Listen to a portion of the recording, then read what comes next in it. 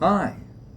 So today we're going to talk about prosthetics and expectations versus reality. Because oftentimes in movies we see the glorified version of prosthetics, where they portray them in movies and media showing high-tech design, seamless integration, and amazing athletes. But is that truly everyday uses of prosthetics? We'll dive into three scenarios that look at the prosthetic expectations versus prosthetic realities when it comes to everyday, and we'll see if it matches up as well as we'd hope.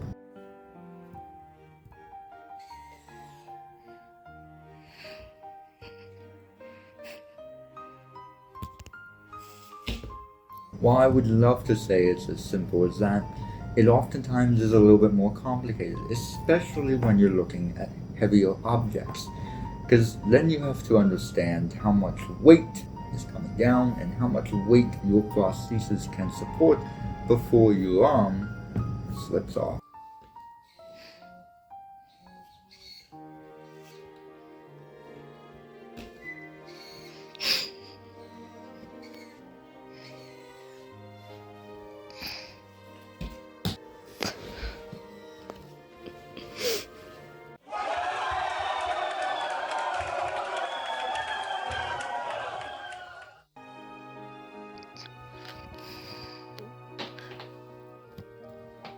While myoelectric prosthetics are usually strong, sometimes you don't fully understand how much weight it can support before it does slip off of your arm.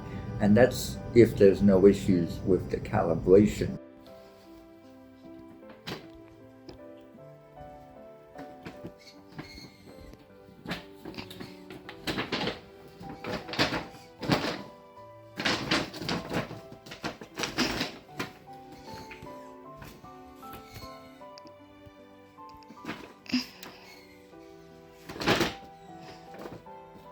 And as you saw with all those colors, the moving of the fingers 9 times before I finally was able to pick up the bag. So sometimes there's some electrical malfunctions that can throw everything off. One thing I don't think people fully understand is how squeaky a prosthetic can be, and so much of how much I have to concentrate to truly not squeak. And what I mean by this is if I'm in a library or a quiet place, I have to concentrate quite a lot to make sure that my prosthetic doesn't squeak, and I end up making a fool out of myself because of the way I look walking down the library. I can do this. Just walk normally. It's fine. They're not going to notice.